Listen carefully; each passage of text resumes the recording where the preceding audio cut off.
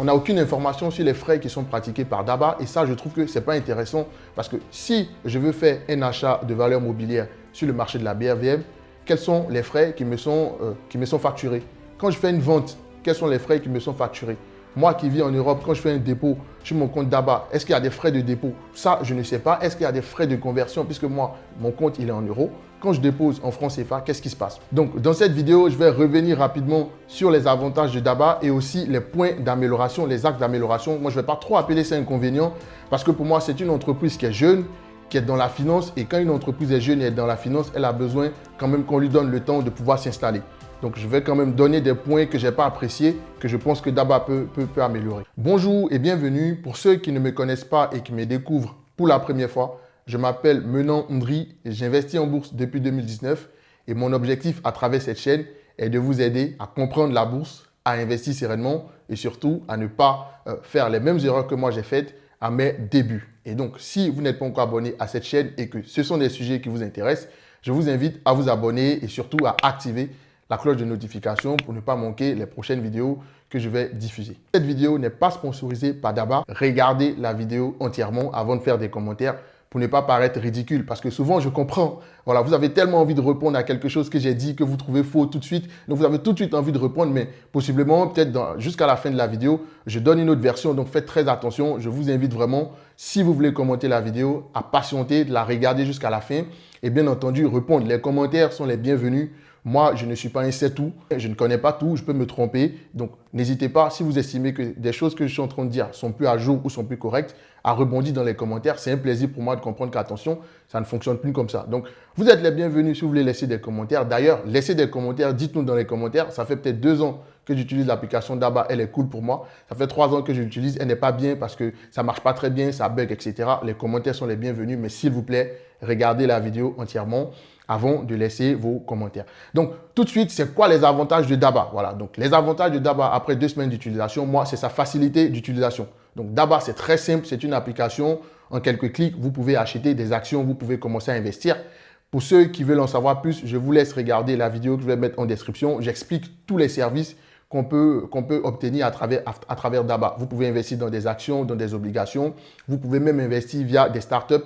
J'ai fait une démo dans laquelle je montre comment fonctionne l'application. Donc, si ça vous intéresse, allez regarder cette vidéo-là. Cependant, est-ce que DABA est une application parfaite? Pas du tout. DABA n'est pas une application parfaite. DABA est une jeune entreprise, elle a du chemin à faire. On n'a aucune information sur les frais qui sont pratiqués par DABA et ça, je trouve que ce n'est pas intéressant parce que si je veux faire un achat de valeurs mobilières sur le marché de la BRVM, quels sont les frais qui me sont facturés? Quand je fais une vente, quels sont les frais qui me sont facturés? Moi qui vis en Europe, quand je fais un dépôt sur mon compte DABA, est-ce qu'il y a des frais de dépôt? Ça, je ne sais pas. Est-ce qu'il y a des frais de conversion puisque moi, mon compte, il est en euros? Quand je dépose en francs CFA, qu'est-ce qui se passe? Donc ça, c'est des choses que DABA doit améliorer. DABA doit nous dire clairement quels sont les frais qui sont facturés lorsque je passe une note de bourse, lorsque je fais un dépôt, lorsque je fais un retrait. Effectivement, les frais chez DABA sont élevés parce que moi, lorsque je faisais mes tests, j'ai fait un premier dépôt de 150 €. Et pour le dépôt de 150 €, pour information, quand vous faites votre premier dépôt, vous n'avez pas de frais à payer. Cependant, s'il y avait des frais, s'il fallait que je paye des frais, j'allais donc payer 4% pour les 150 € que j'ai déposés sur mon compte.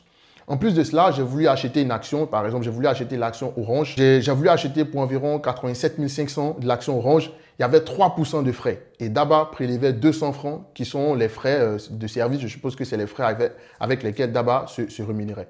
Figurez-vous que, donc ça veut dire qu'en fait, avant même de ne détenir l'action de votre portefeuille, vous avez déjà perdu 7%. Donc 7%, je trouve que ça fait beaucoup de frais. Effectivement, ça fait beaucoup de frais. C'est beaucoup trop cher. Et puis, surtout au niveau de la régulation, c'est flou. Donc d'abord, si vous me suivez, au niveau de la régulation, c'est flou. J'ai eu un échange avec un abonné. Effectivement, je pense qu'on n'était pas forcément d'accord sur tout, mais sur le fait de la régulation, on était d'accord parce que la régulation, c'est très important dans la finance. Donc, on sait que vous êtes régulé en tant que conseiller en investissement par l'autorité des marchés financiers américains, la SEC, mais la SEC n'est pas l'autorité qui régule le marché de la BRVM. Donc, vous devez aussi avoir une régulation où on nous dit clairement que pour l'instant, vous n'êtes pas encore régulé, vous êtes en train de faire la démarche. Comme ça apporte de la transparence. Donc, aujourd'hui, pour vous qui regardez cette vidéo, pour l'instant, on ne sait pas si DABA est régulé ou pas sur le marché, mais je pense qu'elle n'est pas régulée parce que j'ai regardé un peu sur le site de l'autorité des marchés financiers sur la BRVM, je n'ai pas vu DABA mentionné. Par contre, DABA affiche sur son site qu'ils ont des partenariats avec la BRVM et certains courtiers. Mais en tout cas, de ce que je sais, avoir des partenariats ne fait pas de vous quelqu'un de régulé. Donc ça, c'est quelque chose que vous devez savoir. Donc, est-ce que Daba est un flop ou est-ce que Daba est un top? C'est une information à avoir pour vous faire votre propre idée à l'issue de cette vidéo. Daba n'est pas encore régulé ou sinon n'a pas encore fourni les éléments pour l'instant qui prouvent qu'elle est autorisée à diffuser ce service-là sur le marché de la BRVM, même si elle permet à travers des partenariats de faire certaines actions. Ensuite, c'est un peu flou sur les délais de retrait. Quel est le délai quand moi je vais faire un dépôt je vais par exemple retirer mon argent de mon compte Daba vers mon compte ici en Europe? Quels sont les délais? Parce qu'on ne sait pas les délais. Est-ce que c'est 1 mois? Est-ce que c'est 2 semaines? Est-ce que c'est 3 semaines? Et ça, je trouve que ce n'est pas très transparent là-dessus. Si on prend mon cas par exemple, parce que j'ai aussi fait un test, j'ai fait un dépôt 1,23, je crois que j'ai fait un dépôt 1,23 janvier sur mon compte Daba et j'ai essayé de faire un retrait parce que moi, c'est ce que je fais. Donc, si vous aussi, vous comptez utiliser cette application à l'issue de la vidéo, faites d'abord un premier dépôt d'un petit montant, essayez d'acheter une action, faites une vente, faites un retrait pour avoir votre propre expérience. Parce que moi, je vis en Europe et donc peut-être ma façon, les délais chez moi sont différents des délais que vous aurez, vous qui vivez par exemple en Afrique ou vivez ailleurs dans le monde. Donc moi, par exemple, de par mon expérience, j'ai fait un dépôt et j'ai voulu faire un retrait pour voir comment ça se passait. Donc, j'ai fait une demande de retrait un 23 janvier. Et cette demande de retrait le 23 janvier, elle a été traitée, je crois, 2 semaines après parce que c'est seulement le 7, je crois. Je vais vous mettre les captures à l'écran. Je crois que c'est le 7 février que j'ai reçu l'argent sur mon fonds. Donc, j'entendais aussi des gens dire que quand on est en Europe et qu'on essaie de faire des dépôts vers Daba, ces dépôts-là ne fonctionnent pas. Ce n'est pas vrai. Moi, j'ai fait un dépôt, ça a fonctionné. J'ai décidé de faire un retrait aussi, ça a fonctionné, mais ça a duré pratiquement 2 voire 2 semaines et demie pour avoir les fonds sur mon compte bancaire. Voilà. Donc ça aussi, c'est un point flou, c'est un point qu'on ne sait pas. Et il y a une chose très importante que j'ai failli oublier, par exemple, qui peut par exemple être un point noir. Les entreprises qui sont dans ce service-là, en général, on nous dit clairement, si l'entreprise fait faillite, si l'entreprise dépose le bilan, on est remboursé à hauteur d'un certain montant. Pour l'instant, moi, sur le site de Daba Finance, je peux me tromper, hein. Peut-être que je ne l'ai pas encore vu, mais l'information, elle est quelque part. Sur le site de Daba Finance, je n'ai vu aucune information qui nous dit, par exemple, si Daba dépose le bilan, l'argent des épargnants, l'argent des personnes qui ont investi via la plateforme ou via l'application Daba sera, par exemple, remboursé à hauteur de 70% ou à hauteur de 100%. Donc, pour l'instant, c'est des informations qu'on n'a pas et je pense que c'est tout ça qui fait que pour l'instant, il y a beaucoup de méfiance autour de l'application Daba. Maintenant que tout ça c'est dit, maintenant que je vous ai donné les avantages et les inconvénients de l'application Daba, est-ce que finalement c'est une application qu'il faut jeter? Attends, Daba c'est vraiment une application, c'est n'importe quoi, il ne faut pas l'utiliser. Est-ce que Daba c'est une application qu'il faut potentiellement l'utiliser? Donc ce qu'il faut savoir, si vous comptez investir sur le marché financier africain, notamment sur le marché de la BRVM vous dit clairement sur son site qu'il faut passer par une société de gestion et d'intermédiation.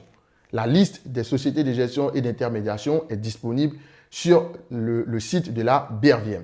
Si vous ne remplissez pas par contre les conditions pour ouvrir un compte auprès d'une SGI qui est régulée par la BRVM, l'application Daba est peut-être, je dis bien peut-être, une option qui peut vous permettre déjà de commencer à voir un peu comment la bourse fonctionne. Ça ne doit en aucun cas être le premier recours lorsque vous souhaitez investir sur le marché financier africain, notamment sur le marché de la BRVM. Donc, c'est quelque chose que je voulais préciser parce que suite à ma vidéo, il y a certains qui ont pensé que moi, je venais induire les gens en erreur, que moi, je venais dire aux gens d'utiliser l'application Daba. Non, pas du tout. Mon but était simplement de vous faire prendre conscience que l'application Daba est peut-être une option, offre quelque chose de très intéressant. Cependant, si vous regardez la vidéo jusqu'à la fin, la vidéo que j'avais diffusée la semaine dernière, dans la vidéo, je donne quand même les axes d'amélioration et dans ces axes d'amélioration, je mentionne clairement que l'application Daba n'est pas régulée.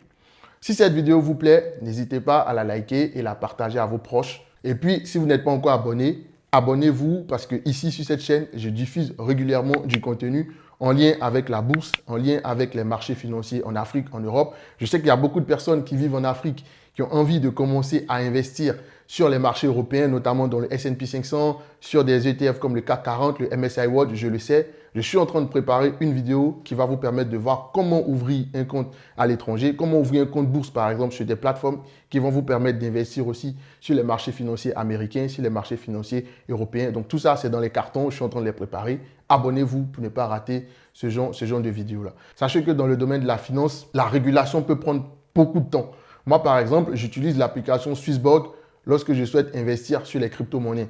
Je me souviens qu'à l'époque, en 2019, quand j'ai commencé à utiliser l'application Swissborg, Swissborg n'était pas encore régulé, mais je crois 2 ans plus tard ou 1 an et demi plus tard, Swissborg a été régulé en tant que PSAN, c'est prestataire de services d'actifs numériques. Et donc aujourd'hui, Swissborg est régulé. Donc Daba n'est pour l'instant pas encore régulée, mais ça ne veut pas dire qu'elle ne le sera jamais. C'est une entreprise africaine. Nous devons plutôt la porter, lui dire ce qui est bien, lui dire ce qu'elle fait bien, comme par exemple le service client, ça c'est bien. La rapidité avec laquelle vous nous permettez d'acheter des actions, ça aussi c'est bien. Par contre, ce qui n'est pas bien, il faudrait aussi qu'on lui dise pour qu'elle puisse progresser, pour qu'elle puisse avancer. Donc, je vous remercie d'avoir regardé cette vidéo. Je vous donne rendez-vous la semaine prochaine pour une nouvelle vidéo. D'ici là, prenez soin de vous. Ciao!